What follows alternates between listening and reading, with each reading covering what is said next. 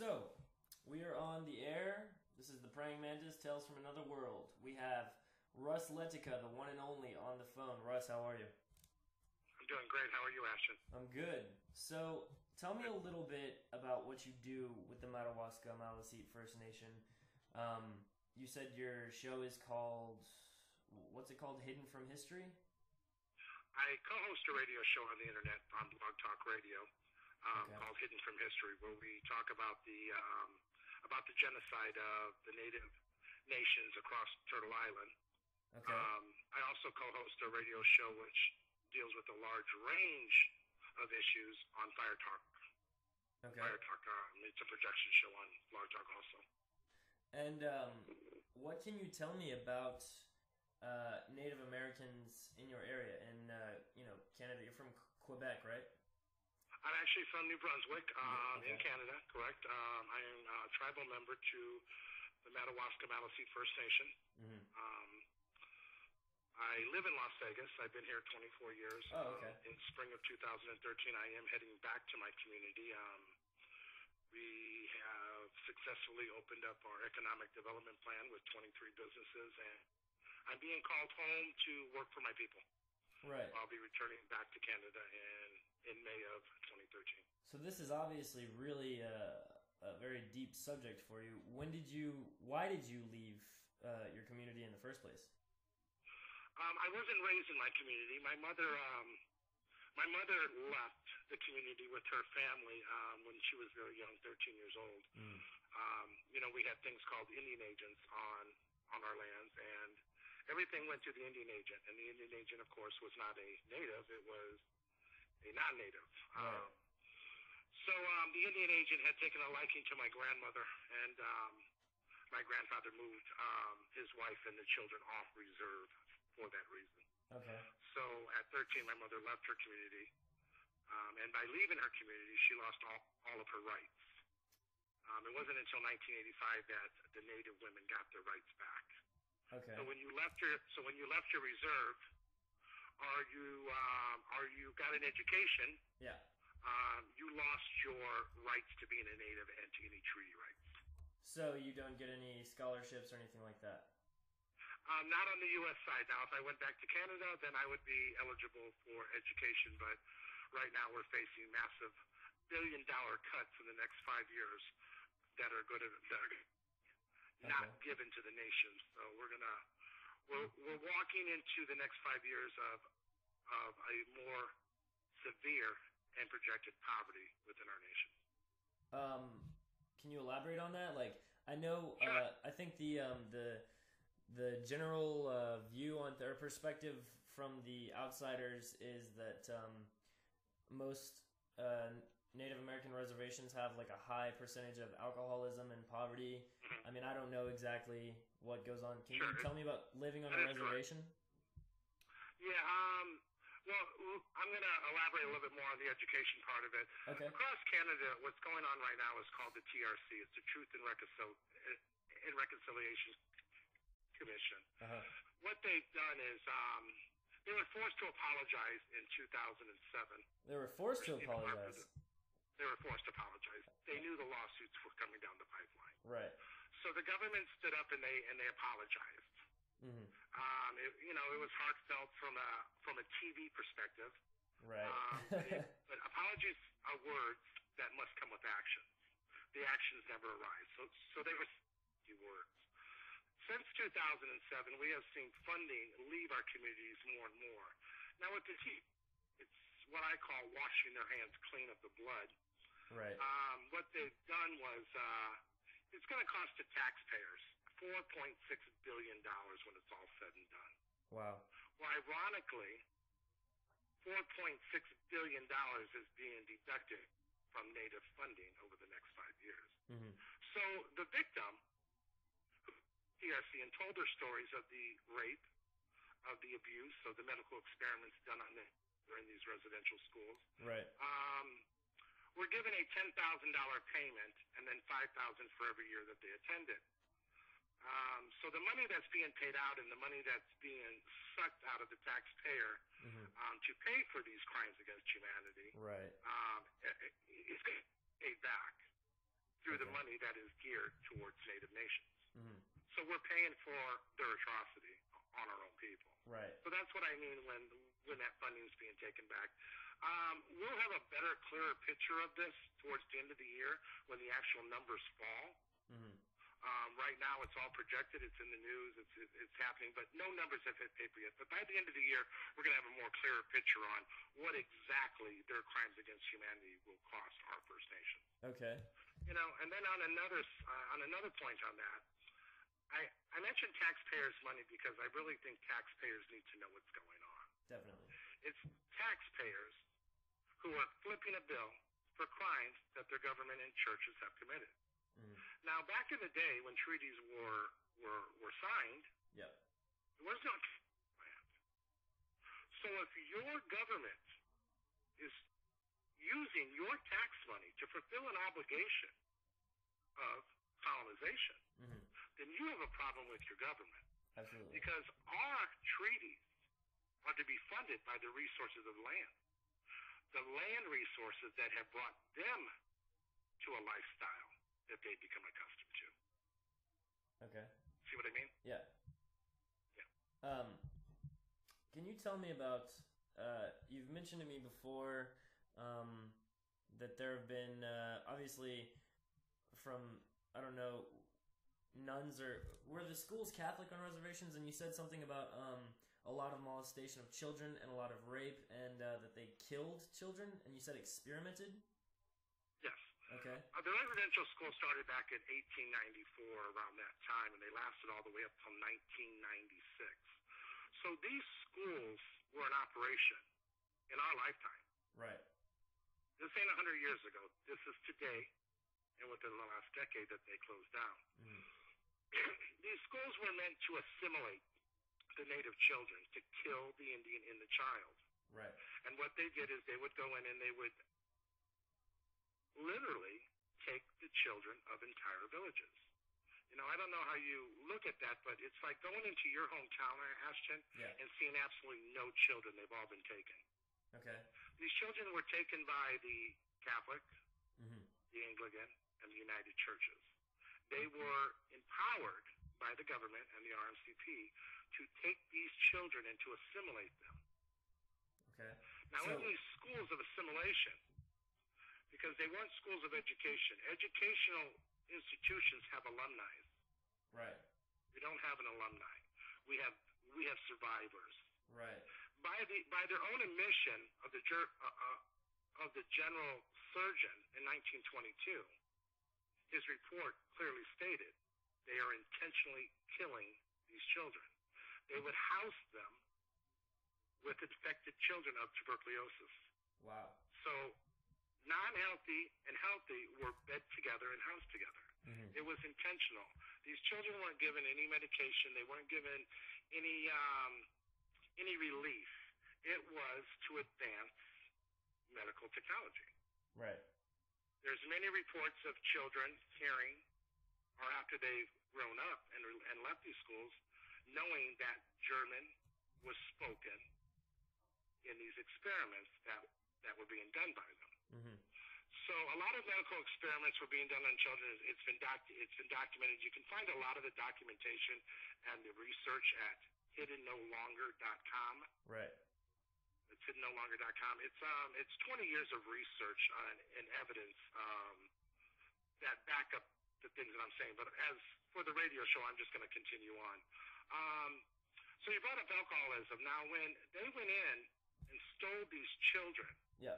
what they did do is 2 or 3 days later is when the booze would arrive.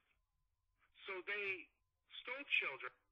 It was then documented that that's when the alcohol was brought into the communities. It was used for the parents to deal with the grief. Right. So alcoholism once again was projected into the communities. It was I don't know. It was the kind of thing that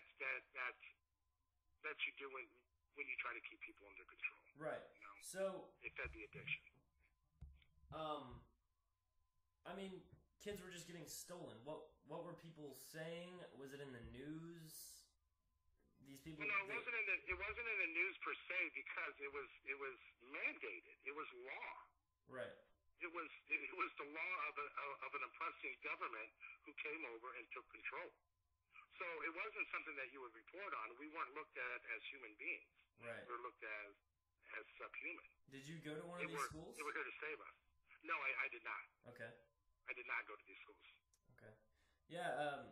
It's I've heard other stories of them projecting vices onto the people, not in reservations per se, but I did hear a similar story of the cigarette Newports. Mm-hmm. Yeah. Apparently, when Newports were when they created Newports, the corporate guys would go to the ghetto and give them to black children. And so now that's why black people and Newports are synonymous with each other. So right. Yeah, just kind of an interesting. And the same thing with crack cocaine in the ghetto neighborhoods. Absolutely, right. All geared and projected. Absolutely, and the thing is that it's sad that people turn a blind eye to this. Like, I mean, with all of this political correctness, you know what I mean? Like, they think that racism is washed away, and that's what they teach us in school, but we don't hear about this stuff, you know? I've never heard about any of this stuff until I actually talked to you on Facebook for the first time, and I was blown away by it. Once again, it's the projection of empty words. Yeah. Words only have power when you put actions behind them. So it's good to say, I love you. Right. And then beat the hell out of you. I'm doing this because I love you, kid. Because all I have to do is say the words and not give action. So that whole process of teaching a society is wrong. Right. You must put action behind your words. You must do good with your hands. Mm-hmm. You must you must walk what you produce. Right. And that is the way a native thinks. And in our line of thinking, it would be to follow the 7 sacred teachings. Love, humility, respect, honor, trust, honesty. Let's go to the religion part of it, because I think you made a very good point. You're right. You would think today that people would know and see the things as they're happening. And they do, up until you hit the point of religion. Mm-hmm. Because the religion then is the mask that masks over all of it. Absolutely. You can get people and train people and teach people things, but as soon as you go in to try to mess with their religious thinking, that's when you're going to hit the black ball. Yeah. Absolutely. I'd like to know more about, this is kind of, it's not really off topic, but I'd like to know more about, like, the ceremonies that you perform. And, what are they called? The huts that you go into. The sweat lodges. The sweat lodges, yes. I've done that before. Yeah. It's really interesting. Yeah. Very interesting. Yeah, absolutely. Do you know... What that represents to us is we are from the earth. Right. In the 7 fire prophecy, it explains a little bit of it, but every nation is different now. I can only speak on my knowledge of my people. The sweat lodge, we call it the lodge. Mm-hmm. It represents the womb. We are from the earth. We are the children of earth. We are here to protect her. There are children of the earth all around the world. There are indigenous people around the world. Mm-hmm. Italians, they're indigenous. They're indigenous to their land. Right. Germans, they're indigenous. They're indigenous to their land. Mm-hmm. So there has always been the children of the land. Yeah. And that's what we represent. That's who we're from. So when we build the sweat lodge, it's our temple. It's our church. Mm-hmm. It becomes the womb of our mother. Okay. So what we do is... it's scary in there. I don't know what it's like in a womb, but it's scary. Sorry. Well, it's scary. At first. Anything you don't know produces fear. Yeah. Once you learn it, it's not fear no more. Once you know where it comes from, right. You then start to get a pull to it. Now, I'm hearing what you're saying, because we have native nations who have banded sweat lodges from their land because it scares the children. Really? Right. So we have nations who have now claimed Christianity as their nation's spirituality. Mm-hmm. You know, and you know and I know that spirituality and religion have nothing to do with each other. Right. Absolutely. To me, not. religion is the handcuffs to my spirituality. Mm-hmm. You know, it wants me to believe the fairy tale instead of the true connection I have between my heart and my Creator. You know, so with that said, let's get back to the sweat lodge. It becomes the womb of the mother, and when you enter into the sweat lodge, you're entering on your knees. Right. You've been purified, and you're walking into this lodge now. Yep. It's, you know, depending on the size of them, you know, the one I went into, it pulled 10, 15 people easily. There's a pit in the middle of it. Right. We burn our grandfathers. All the blessings from the Creator have been put into the rocks. Mm-hmm. So when we heat they do it very carefully. Sorry, I don't mean to interrupt. I noticed they do it very carefully, almost meditatively. They, you can't. I mean, there are different protocols or whatever. You can't step in front of the door of the lodge at certain points in time, and you have to go in a semicircle around the fire in a certain direction. Right, right. So yeah, I mean, I wasn't there for the whole thing, but it was one of the most interesting experiences I've ever had.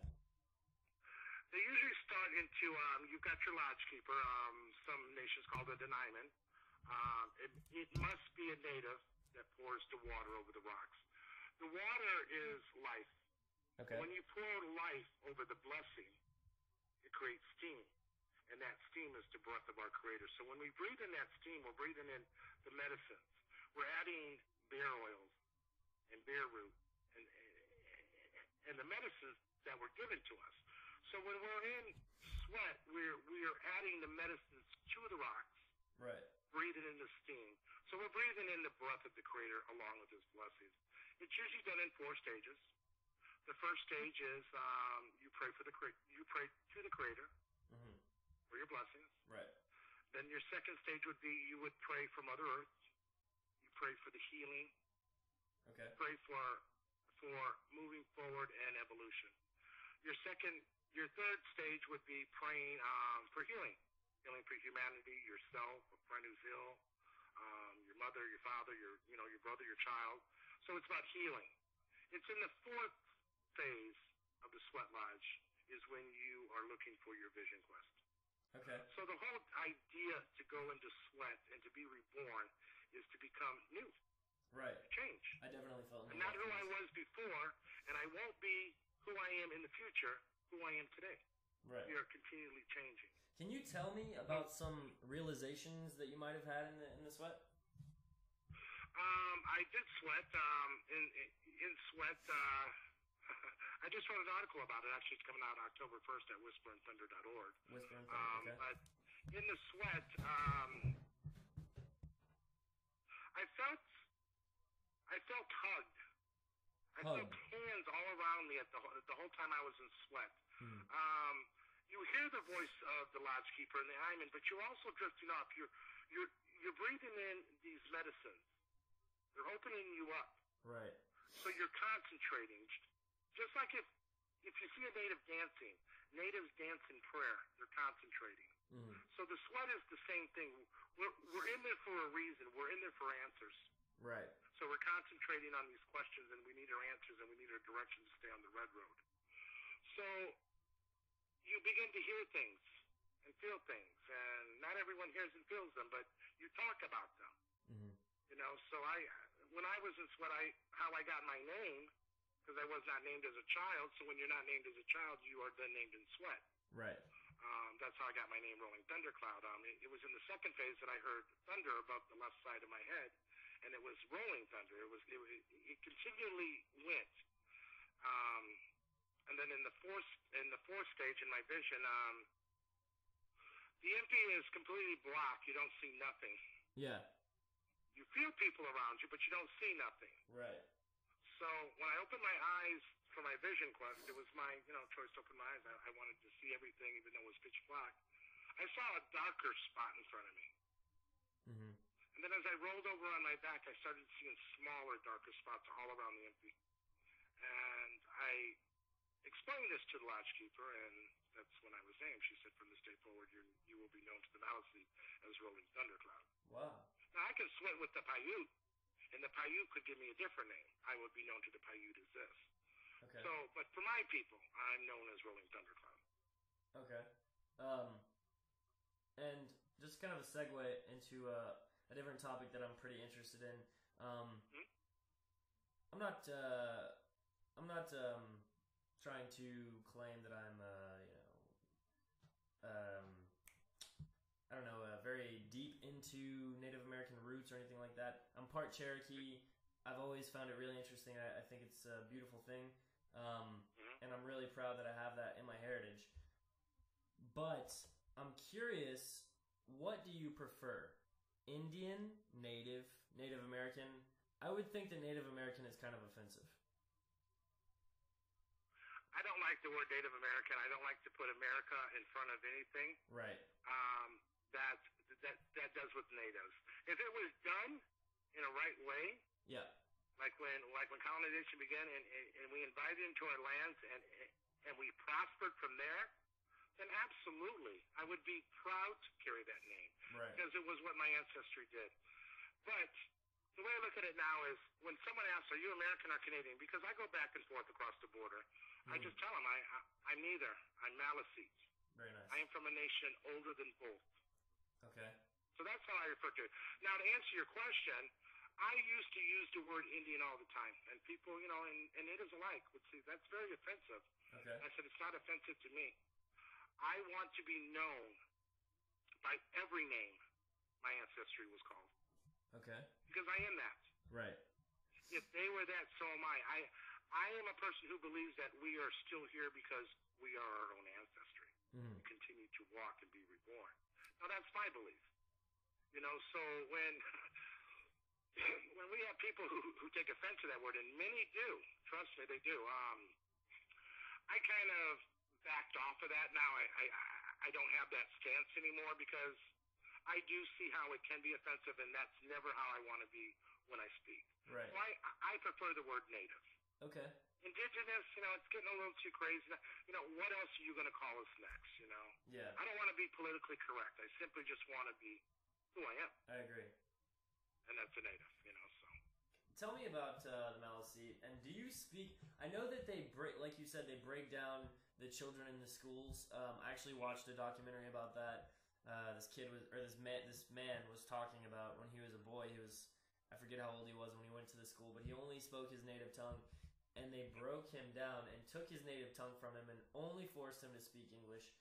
And at the end of the video, he was in tears because he couldn't remember his native tongue. They made him cut his hair off. Do you speak a native tongue? I don't. I am learning.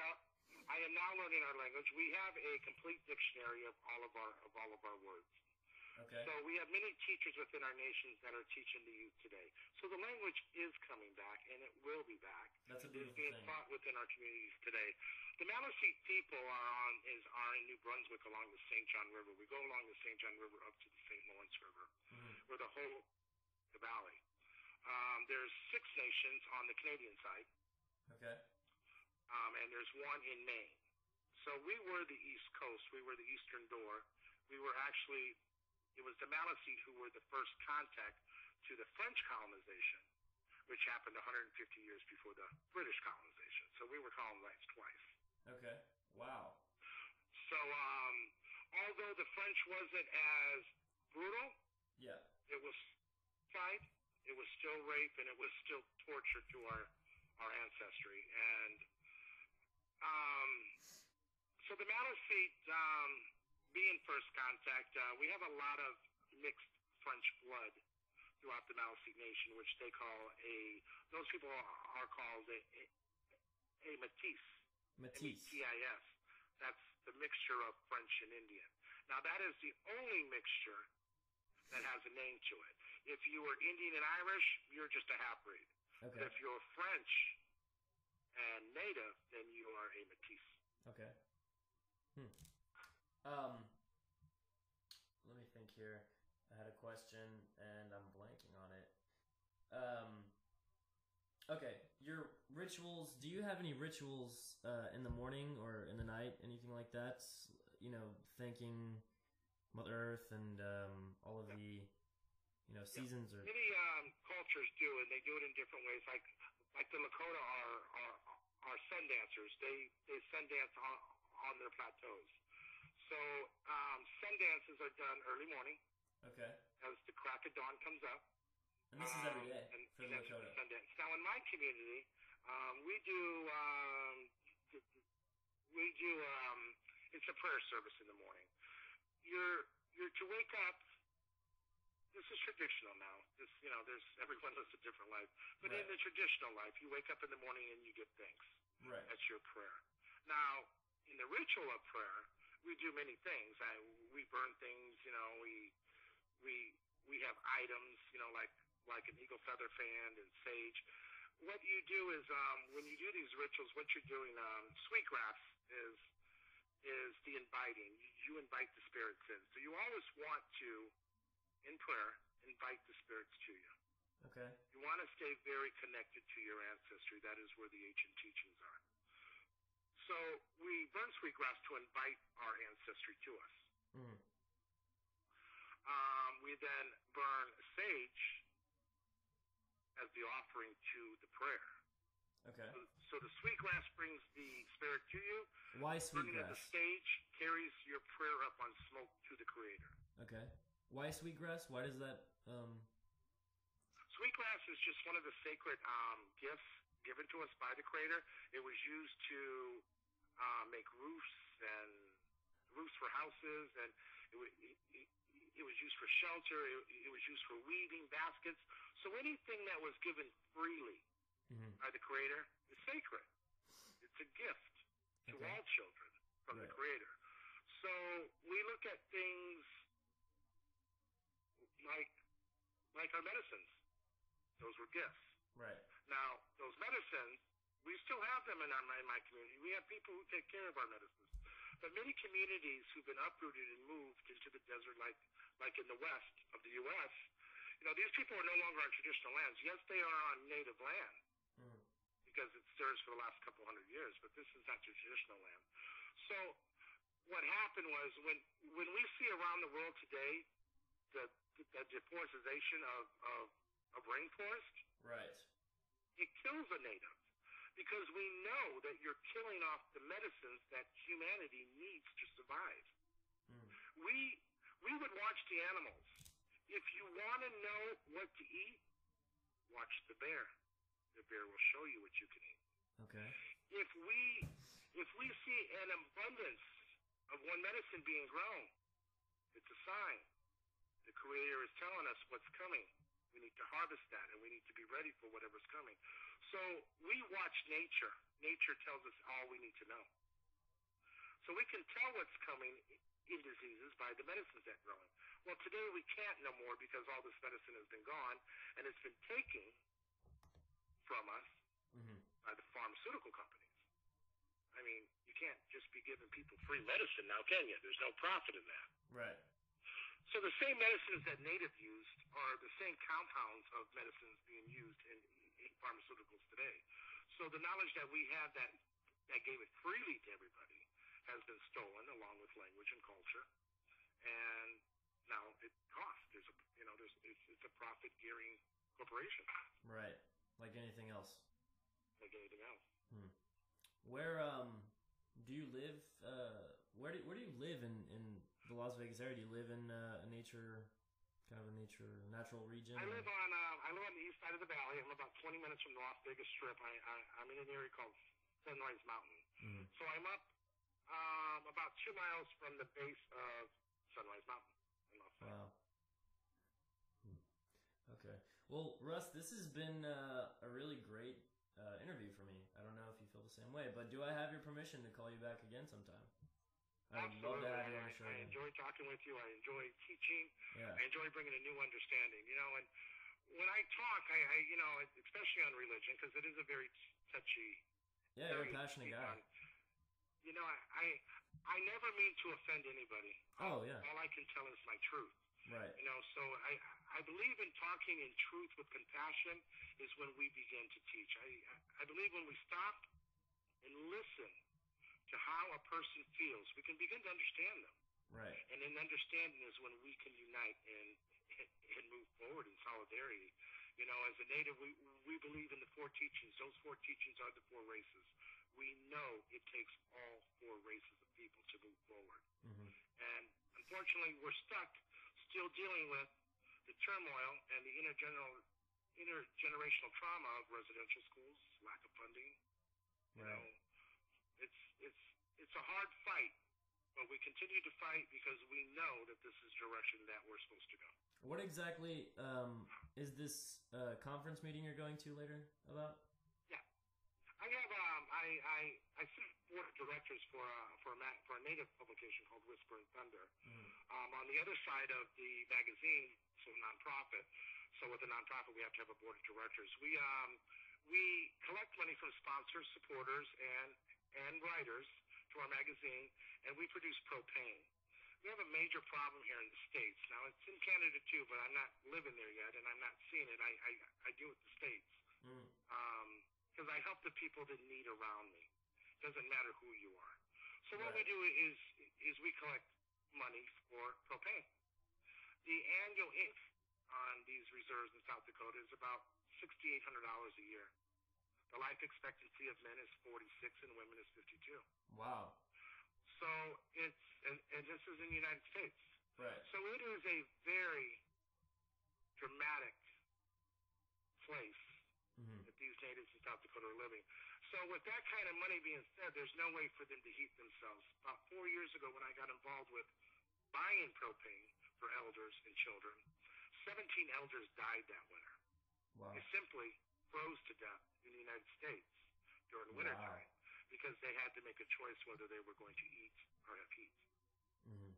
So we have our elders dying across our nations for something as simple as heat. So my organization has jumped to the plate along with many others, and we buy propane and we put it into the house of seniors and elders and children. We also collect money and we provide. We know that education is our way forward. So we produced 3 scholarships in June of this year through last year. Mm-hmm. We're a new organization. We've only been around for 3 years, but our website has already hit 1.5 million hits. So we have a large base who support our initiatives. Right. We thank them for that. Wow. Okay. Thank you again, Russ. I appreciate it, and I hope we can talk again soon. And yeah, good luck with all of that. Good luck at your conference, and yeah, keep fighting the good fight, man. Thank you very much, Justin. It was wonderful talking to you, and I would love to come back on. Awesome. Have a good day. Later, Russ. You too. Bye-bye.